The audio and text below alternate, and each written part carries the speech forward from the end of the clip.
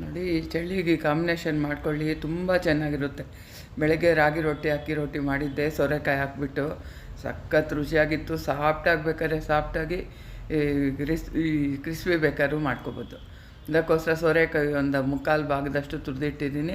ಸಣ್ಣಗೆ ಹಚ್ಚಿದ ಈರುಳ್ಳಿ, ಹಸಿಮೆಣ್ಸಿನ್ಕಾಯಿ, ಕೊತ್ತಂಬರಿ, ಕಡಲೆಬೀಜ ಪುಡಿ ಮಾಡಿಟ್ಟಿದ್ದೀನಿ. ಎಷ್ಟು ರಾಗಿ ಹಿಟ್ಟು ತಗೋತೀವೋ ಅಷ್ಟೇ ಇವೆಲ್ಲನೂ ಹಾಕ್ಕೋಬೇಕು. ಅದಕ್ಕಿಂತ ಜಾಸ್ತಿ ಇದ್ರೂ ಚೆನ್ನಾಗಿರುತ್ತೆ. ಸೇಮ್ ಇವನ್ನೆಲ್ಲನೂ ಅಕ್ಕಿ ರೊಟ್ಟಿಯೂ ಹಾಕಿದ್ದೀನಿ. ನಾನಿವತ್ತು ಪ್ರೆಸ್ಸರಲ್ಲಿ ಮಾಡ್ತೀನಿ ರೊಟ್ಟಿ ಈಸಿಯಾಗಿ. ಈ ಚಳಿಗೆ ಕೈ ತೇವ ಮಾಡ್ಕೊಂಡು ತೊಟ್ಟೋಕ್ಕೆ ಚಳಿ ಅನಿಸ್ತು.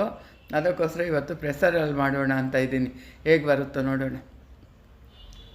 ನೀರು ಹಾಕ್ಕೊಂಡು, ತಣ್ಣೀರೇ, ಬಿಸಿ ನೀರೇನು ಬೇಕಾಗಿಲ್ಲ, ಸಾಫ್ಟಾಗಿ ಬರುತ್ತೆ. ನೋಡಿ ಇದರಲ್ಲಿ ಹಾಕ್ತದೆ. ನೀವು ಎಷ್ಟು ಬೇಕೋ ಉಂಡೆ ತಗೊಂಡ್ಬಿಟ್ಟು ಇದ್ರ ಪೇಪರಿಗೆ ಸ್ವಲ್ಪ ಆಯಿಲ್ ಹಚ್ಕೋಬೇಕು. ರೊಟ್ಟಿ ಮೇಲೆ ಒಂದು ಸ್ವಲ್ಪ ಆಯಿಲ್ ಹಚ್ಬಿಟ್ಟು ಈ ಕವರು ಇಲ್ಲ ಬಾಳೆ ಎಲೆ ಕೂಡ ಹಾಕ್ಕೊಳ್ಳಿ, ಪರವಾಗಿಲ್ಲ. ನನ್ನ ಹತ್ರ ಇವತ್ತು ಬಾಳೆ ಎಲೆ ಇರಲಿಲ್ಲ, ಅದಕ್ಕೋಸ್ಕರ ನಾನು ಈ ಫುಡ್ ಗ್ರೇಡ್ ಕವರಲ್ಲಿ ಪ್ರೆಸ್ ಮಾಡ್ತಾಯಿದ್ದೀನಿ. ಈಸಿ. ಈ ಕಡೆ ಒಂದ್ಸರಿ ಆ ಕಡೆ ಒಂದ್ಸರಿ ತಿರುಗಿಸ್ಕೊಳ್ಳಿ, ಎಷ್ಟು ತೆಳ್ಳಗೆ ಬೇಕಾದ್ರೂ ಬರುತ್ತೆ. ನೋಡಿ ಸಾಫ್ಟಾಗಿ ತೆಳ್ಳಗೆ ಬರುತ್ತೆ. ತುಪ್ಪ ಹಚ್ಚಿಬಿಟ್ಟು ಈ ಚಳಿಗೆ ಬಿಸಿ ಬಿಸಿ ತಿಂತಾ ಇರಬೇಕು. ವಾವ್ ಅಂದ್ಕೊಂಡು ತಿಂತೀವಿ, ಅಷ್ಟು ಚೆನ್ನಾಗಿರುತ್ತೆ. ಮುದ್ದೆ ಆಗಲಿ, ರಾಗಿದು ಯಾವುದೇ ಆಗಲಿ ಚಳಿಗೆ ಚೆನ್ನಾಗಿರುತ್ತೆ. ಸೂಪು, ಅಂಬ್ಲಿ ಯಾವ್ದು ಬೇಕಾದ್ರೂ ಹೆಂಚು ಕಾಯೋಕೆ ಇಟ್ಟಿದ್ದೀನಿ. ಅದ್ರ ಮೇಲೆ ನೋಡಿ ಈ ಪೇಪರ್ ಹಾಕಿದ್ರು ಏನಾಗಲ್ಲ. ಪೇಪರ್ ಹಾಕ್ಬಿಟ್ಟು ಕೈಯಲ್ಲಿ ಎತ್ತಿದ್ರೆ ಬಿಸಿ ತಾಗುತ್ತೆ. ಚಳಿಗೆ ಬೇಗ ಬಿಸಿ ಆಗಿಬಿಡುತ್ತೆ ನಮಗೆ.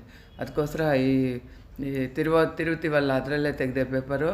ಅದರ ಮೇಲೆ ತುಪ್ಪ ಹಾಕ್ಬಿಟ್ಟು ಆ ಕಡೆ ತಿರುಗಿಸಿ ಆ ಕಡೆಯೂ ಸ್ವಲ್ಪ ತುಪ್ಪ ಹಾಕ್ಕೊಳ್ಳಿ.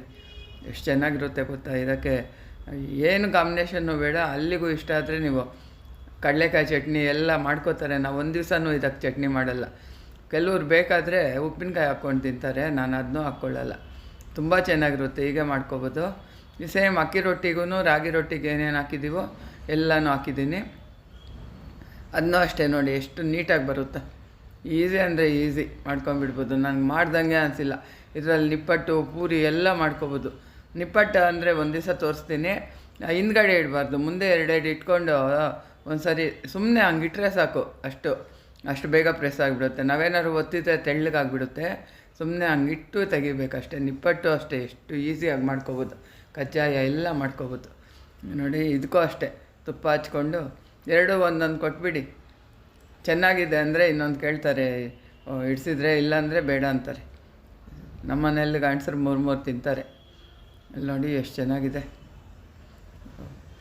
ತುಪ್ಪ ಹಚ್ಕೊಂಡು ತಿನ್ನಬೇಕು. ಮೊಸರು ಕಾಂಬಿನೇಷನ್, ಮೊಸರು ಜೊತೆ ಎತ್ಕೊಂಡು ತಿನ್ನಿ, ಇನ್ನೂ ಚೆನ್ನಾಗಿರುತ್ತೆ. ಮಾಡ್ಕೊಂಡು ನೋಡಿ ಏನಿಸ್ತು ಅಂತ ಕಾಮೆಂಟಲ್ಲಿ ತಿಳಿಸಿ. ಸಾಮಾನ್ಯವಾಗಿ ಎಲ್ಲರಿಗೂ ಇಷ್ಟ ಈ ಕಾಂಬಿನೇಷನ್ನು. ಲೈಕ್ ಮಾಡಿ, ಶೇರ್ ಮಾಡಿ, ಕಾಮೆಂಟ್ ಮಾಡಿ, ಫಾಲೋ ಮಾಡಿ.